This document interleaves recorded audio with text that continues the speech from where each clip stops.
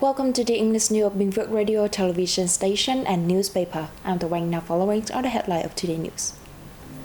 Binh Phuoc ranked first in economic growth in Southeast region. Speeding up disbursement of foreign source public investment. Indian expert visit organic products factory. More peacekeeper deployed to UN mission. Prime Minister chairs June law building section. Vietnam's GDP grew by 3.72% in the first half of this year. And now our details. Binh Phuoc province posted gross regional domestic product growth of 7.27% year-on-year in the first half of 2023, ranking in third in the Southeast region and 14th nationally.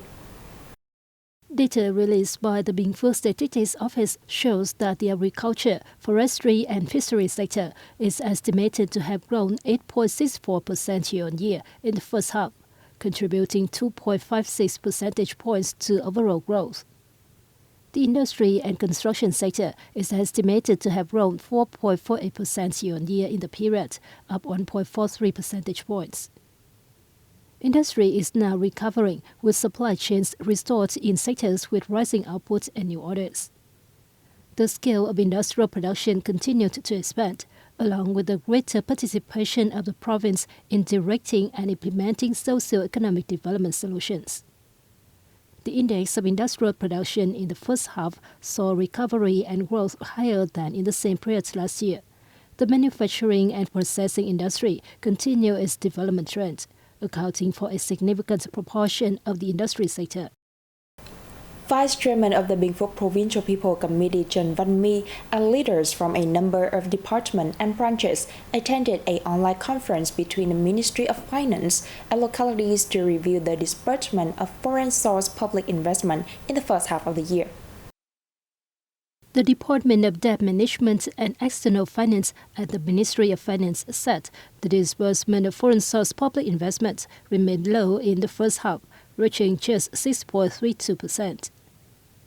8 of 50 localities posted disbursement rates of over 15%, but 16 of 50 are still to disburse any capital. There are many reasons behind the results, but it primarily stems from the problems in the process of organizing and implementing projects.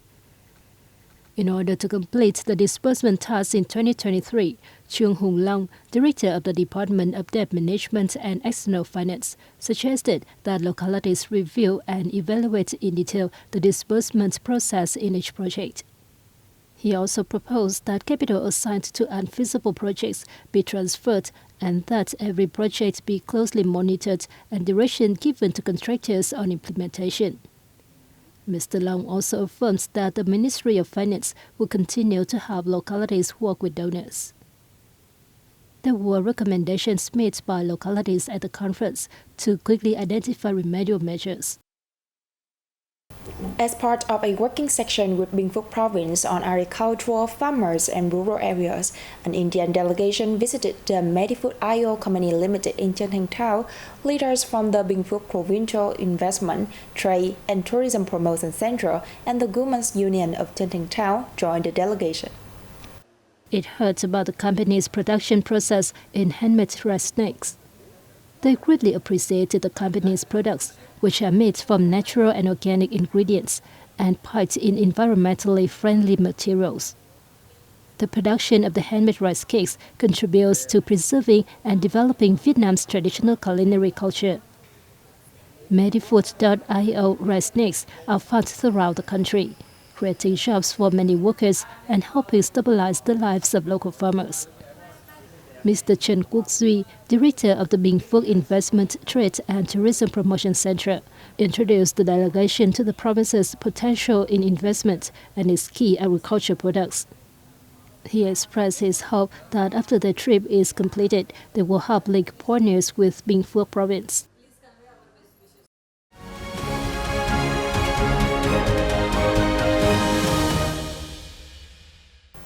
A ceremony was held in Ho Chi Minh City on June 29 to deploy Level 2 Field Hospital Rotation 5 and Engineering Unit Rotation 2 of Vietnam for peacekeeping operations in the United Nations mission in South Sudan and ABI. The event saw the presence of President Võ Văn Thưởng. Level 2 Field Hospital Rotation 5, which will replace Level 2 Field Hospital Rotation 4 in South Sudan, consists of 63 members, including 11 females. Meanwhile, Engineering's Unit Rotation 2, replacing Engineering's Unit Rotation 1 in ABA, has 184 members, including 19 females. In his speech, President Thượng stressed Vietnam's political commitment is to stay ready to join hands in settling difficult issues and maintaining a peaceful and stable environment for cooperation and development. The party and state believe that the deployed units will build out attainments of their predecessors and bring into play their mettle, wisdom, and capabilities during their performance, the state leader stressed. So far, the country has sent 533 officials and professional soldiers to UN peacekeeping operations. The achievements by the UN's peacekeeping force of Vietnam have been highly valued, helping with the realizations of the Sustainable Development Goals and the Millennium Development Goals of the UN. The government convened the monthly specialized section on law building under the chair of Prime Minister Phạm Minh Chính on June 29. Cabinet members discussed the proposals on building a law on teachers, the draft amended law on archives, a law amending and supplementing some articles of the law on chemicals, and a law amending and supplementing the laws that include regulations on investment and budget to tackle hindrances to public investment projects. Prime Minister Chin said that since 2022, the government has maintained monthly law-building sessions, during which it has focused on removing institutional obstacles. He highlighted the increasingly improved law-building quality and stronger coordination with the National Assembly in this regard. However, there remain shortcomings needing to be addressed, including limited resources and personnel for law building, and slow progress at some agencies, he pointed out, asking ministries and heads of sectors to pay more attention to improving law building quality and progress. Prime Minister Phạm Minh Chính on June 29 received a delegation from the International Monetary Fund. Meeting the IMF's Article 4 consultation delegation, the Prime Minister suggested that IMF continue to provide Vietnam with consultancy on development policies. He spoke highly of the IMF's policy dialogues and consultations, saying that they have helped the Vietnamese government in introducing policies on socio-economic development, especially during the COVID-19 crisis and global instability. Members of the delegation expressed their satisfaction with the results of effective cooperation with Vietnam. They said they believe that, with the current flexible and effective economic management, in the last months of 2023, Vietnam's economy will grow better, possibly reaching 5% in 2023, and this growth momentum will be maintained and promoted in the coming years. The government leader proposed that the IMF continue to provide Vietnam with training programs and technical assistance in the fields of economic management, finance, currency, and statistics. He expressed his wish and belief that the good relationship between Vietnam and the IMF would continue to be further consolidated and promoted in the coming time. Vietnam gross domestic product grew about 3.72% year-on-year in the first half of this year, the General Statistics Office told a press conference on March 29. The expansion is only higher than the 1.74% recorded in the first half of 2020.